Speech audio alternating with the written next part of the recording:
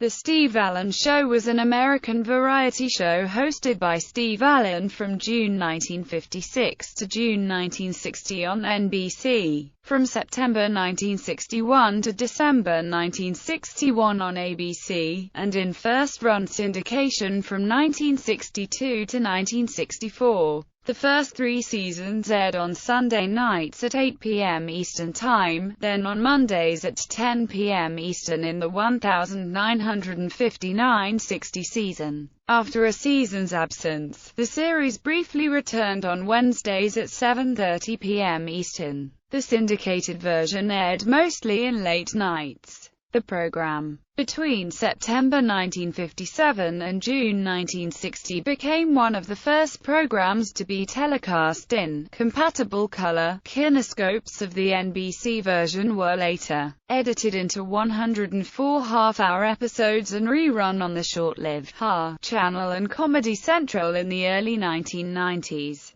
With new introductions by Allen. Overview. The show was the first in a series of prime-time spin-offs from The Tonight Show, all of which were named after the host. Jack Paar and Jay Leno would follow in Allen's footsteps. The show launched the careers of cast members Don Knotts, Tom Poston, Louis Nye, Pat Harrington, Jr., and Bill Dana. The show's most popular sketch was The Man on the Street, which featured Knotts as the nervous Mr. Morrison, Poston as the man who could not remember his own name, Harrington as Italian golf player Guido Panzini, Nye as the smug Gordon Hathaway, and Dana as Jose Jimenez. Hathaway's greeting of "Hi-ho Steve Reno" became a catchphrase, as did Jimenez's "My name Jose Jimenez." Dayton Allen also appeared in the sketch and spawned the catchphrase "WHYYYYY not." Gabe Dell, previously a member of the Bowery Boys, was also a cast member. Gene Rayburn was the show's announcer and Skitch Henderson was the band leader. The show also helped foster the careers of many musicians. Although Allen himself did not have much affection for rock and roll, the show featured numerous rock and roll artists in their earliest TV appearances.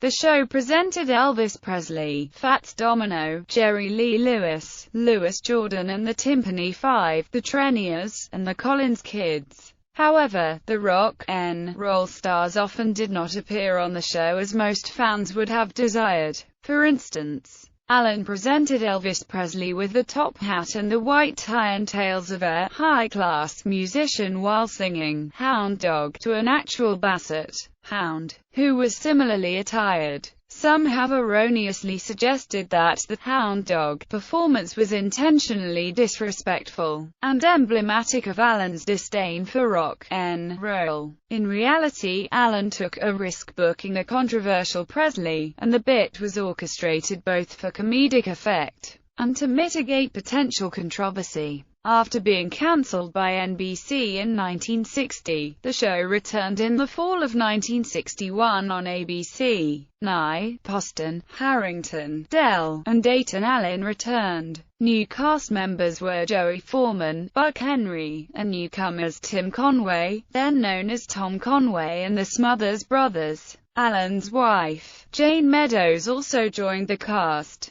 The new version was cancelled after 14 episodes. In 1967, after trying his hand at a syndicated talk show several years earlier, Allen briefly returned on CBS with most of his old regulars for the Steve Allen Comedy Hour, an 8-week summer replacement series on Wednesdays at 10 p.m. Eastern. 21 minutes of the premiere hour featured one of Allen's favorite sketches, the Prickly Heat Telethon, which Allen ran on film, in its entirety, at his 1973 Carnegie Hall concert. The short-lived series featured the debuts of Rob Reiner, Richard Dreyfuss and John Byner, and featured Ruth Buzzy, who would become famous soon after as a regular on Laugh-In. Awards. The show won a Peabody Award in 1958 for its genuine humor and frank experiments, during a year when most shows were conspicuously lacking such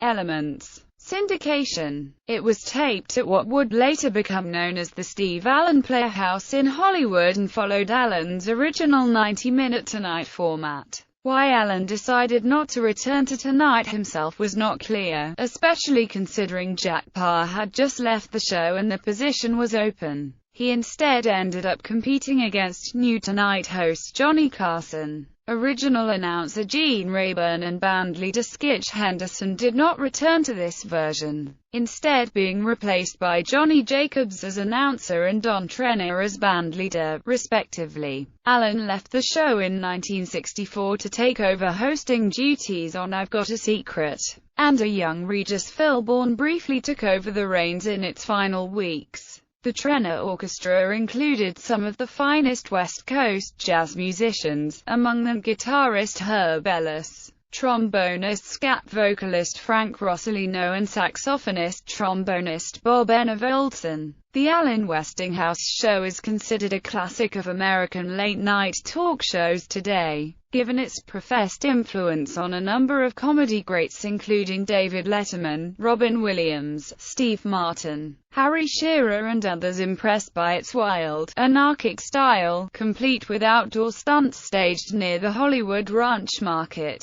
not far from the studio. The show's guests included such Southern California eccentrics as health food enthusiast Gypsy Boots, popular TV physics professor Julius Sumner Miller, and a young Frank Zappa, who appeared as a musical bicyclist. In 1968, a year after I Got a Secret ended its runs, Allen returned to syndicated nightly variety talk with another new series, this one distributed by Filmways. Although more conversational in tone than his previous entry, it did feature the same wacky stunts that would influence David Letterman in later years, including becoming a human hood ornament, jumping into vats of oatmeal and cottage cheese, and being slathered with dog food, allowing dogs backstage to feast on the free food. After a hiatus of about 14 months, starting in early 1971, a mustachioed Allen returned to syndication to host a less memorable version of the 1968-69 Filmways show. It disappeared after a few months.